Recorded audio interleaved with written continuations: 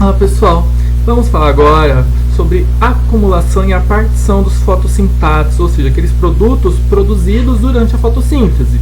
Então sempre vamos ter essa relação fonte-dreno, que vai ser importante para a gente falar de translocação no floema, de onde que sai a matéria orgânica e para onde ela vai. E quem que sempre vamos ter? A sacarose. A fotossíntese produz a glicose vai ser convertida em sacarose. Por quê? A glicose não é tão solúvel, a sacarose é. Então ela consegue formar solução e passar pelos líquidos, pelo floema. A sacarose ela é sintetizada no citoplasma e ela vai fluir para os drenos. Fonte, os órgãos fotossintetizantes e armazenadores. Já o amido, que é o material de reserva, sua síntese ocorre no cloroplasto e ele pode ser acumulado na forma de grãos densos. Olhando aqui então, como ocorre essa acumulação e partição desses recursos durante o dia e a noite. Então durante o dia a gente tem o armazenamento do amido e à noite o amido é a fonte de sacarose. Vamos ver aqui durante o dia.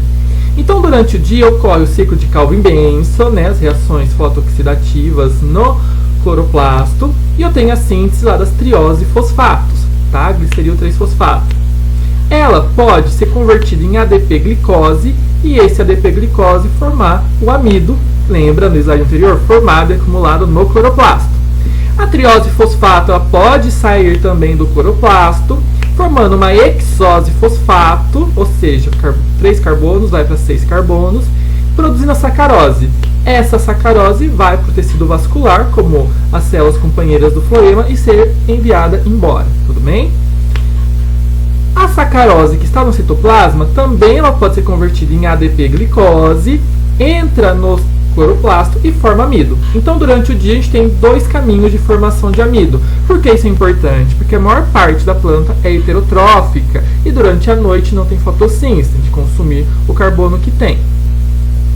Já durante a noite, o amido no cloroplasto ele vai ser degradado ou a glicose ou a maltose, sendo que a maltose é a quebra de 2 glicoses.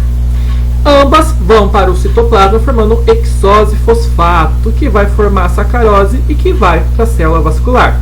E da célula vascular, essa sacarose vai ser encaminhada para os drenos, para os tecidos heterotróficos. Então aqui a formação do amido e como ele é consumido durante a noite, tá bom?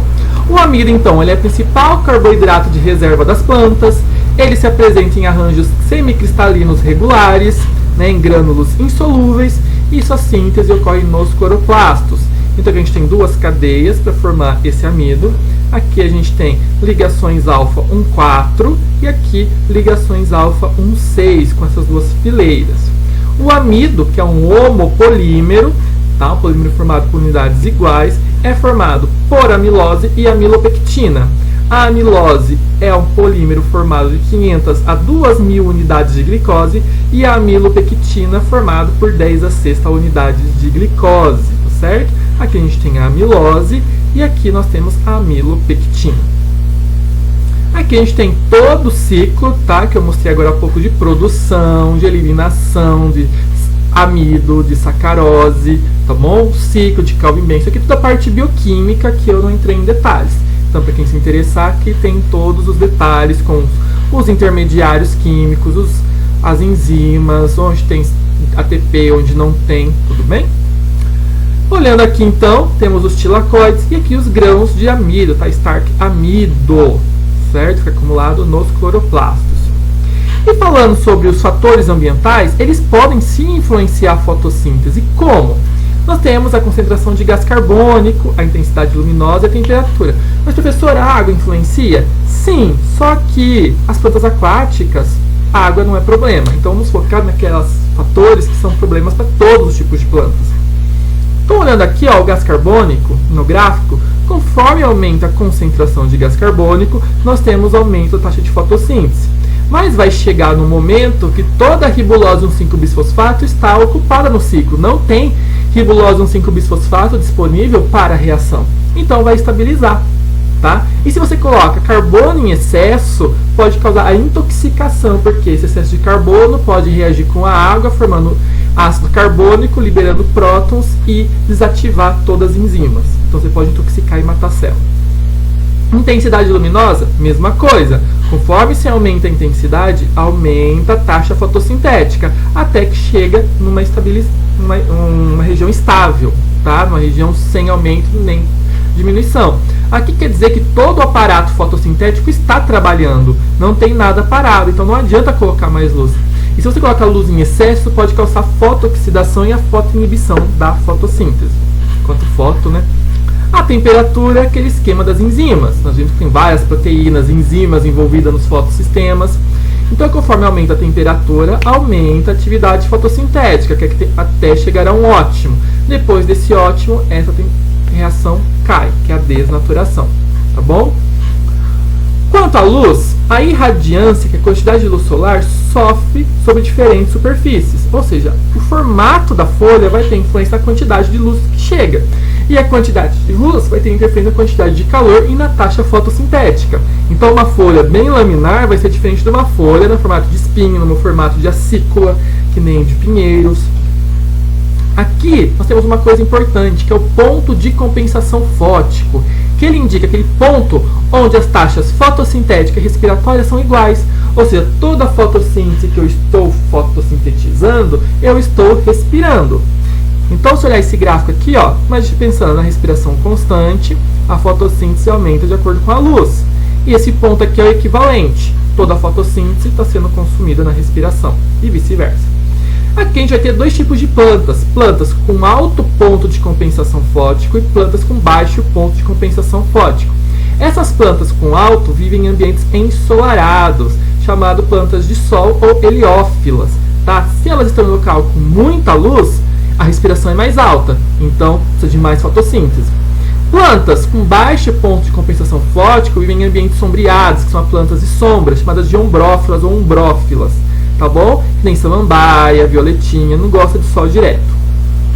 Aqui a gente tem o total de energia solar, tá? 100%. Esse gráfico aqui mostra. Ó, 60% é perdido, são ondas não absorvidas, como o verde. 40% é refletido. Desses 40% que veio, 8% é refletido. 32%, 8% vai ser perdido em forma de calor. E de 24% que sobrou, 19% é no metabolismo. Ou seja, só 5% de toda a energia luminosa que chegou na folha vai ser utilizada na fotossíntese. Tudo bem? Aqui nesse outro gráfico nós temos as respostas fotossintéticas de plantas C3, aquelas comuns, quanto à incidência de luz e fixação de carbono durante a fotossíntese. Então aqui, ó, a luz de compensação fótica. Ou seja, nesse ponto aqui, 0, eu tenho a compensação fótica, a respiração e a fotossíntese junto, tá bom? E aqui, ó, pouca luz absorvida. E aqui a assimilação de gás carbônico pela fotossíntese. Quanto mais luz, maior a absorção, até que chega num ambiente estável. Por quê? O gás carbônico começa a ser limitante. Esse outro gráfico, ele mostra diferenças fotossintéticas e absorção de carbono por plantas C3 e C4. Então, em plantas plantas heliófilas, que nem aqui a triplex, plantas de sol, pode ver que a fotossíntese dela é muito alta, porque ela tem muita luz, ou seja, ela absorve muito carbono. Já as plantas de sombra, que nem o Azarum, Caudatum, ele chega à estabilidade com luz mais baixa. Então, com pouca luz, e cerca de 400 micromol, já está estabilizando. Ou seja, esse aqui é o máximo de carbono que ele retira. Então, plantas de sombra fixam menos carbono do que plantas de luz, plantas de sol. Aqui pegaram essa triplex triangulares, que é uma planta de sol, e colocaram com baixa irradiância e com alta irradiância. Então, com 92 micromols, que é sombra, e com 920 micromols, que é sol, assim, a pico mesmo. Pode ver que com muito sol, ela teve maior capacidade fotossintética. Com pouca luz, uma baixa atividade fotossintética. Certo? E aqui a gente tem gráficos que mostram o aumento da concentração de CO2 e seus efeitos fotossintéticos na diversidade vegetal. Esse primeiro gráfico mostra de hoje até 160 mil anos atrás. Tá? Vê como o gás carbônico na atmosfera variou. Ele está aumentando exponencialmente. Aqui nos últimos 1000 anos, também, ó, crescendo exponencialmente. E aqui nos últimos 50 anos, está crescendo loucamente o gás carbônico. Então, quer dizer que a concentração de gás carbônico está aumentando na atmosfera. Isso vai influenciar rubisco? Sim. tá? Porque a rubíscula precisa de 0,3% de gás carbônico dentro da célula. E a atmosfera, teoricamente, tem 0,3% e continua aumentando. Então, ao longo da evolução do planeta, quando as concentrações de gás carbônico e oxigênio variaram, isso também estimulou uma variação na composição vegetal. Então, muitas plantas entraram em extinção, outras sobreviveram, né? Seleção natural ocorreu, e a rubíscula está aí provando isso. Então, com o aquecimento global, com o excesso de carbono na atmosfera, a gente pode ter diferenças na produtividade das plantas. Tá? Nesse gráfico aqui, nós temos gás carbônico fixado pela temperatura, em condições de saturação e normais. Então, em ambientes, concentrações ambientais de gás carbônico, essa aqui é a assimilação, ó, tá? 20 aí micromols por metros por segundo, né? Onde a maior fixação é nas temperaturas próximas de 30 graus, 28 a 30 graus. Já com muito gás carbônico, né, com um ambiente saturado de gás carbônico, né, em condições experimentais, a gente vê que ele aguentou temperaturas de quase 40. Então, se tiver mais gás carbônico, maior a temperatura. A planta também aumenta, mas ó, o decréscimo é exponencial também. E aqui nós temos a relação da produtividade quântica e a temperatura nas folhas, tanto C3 quanto C4. Então aqui a gente tem temperatura nas folhas e aqui a produtividade quântica. A gente pode ver que a planta C4 não teve alteração na sua produtividade, porque ela está acostumada a ambientes quentes. Já as plantas C3 tiveram um decaimento, ou seja, com o aquecimento global, quem vai ter prejuízo? As plantas C3. Quem vai crescer em maior quantidade? As plantas C4 e as CAN, certo? Então aí o ambiente tem interação na fotossíntese. Bom, pessoal, era isso. Espero que tenham entendido. Bons estudos. Não esqueçam de resolver os exercícios, dá o like no vídeo lá e até a próxima. Tchau, tchau.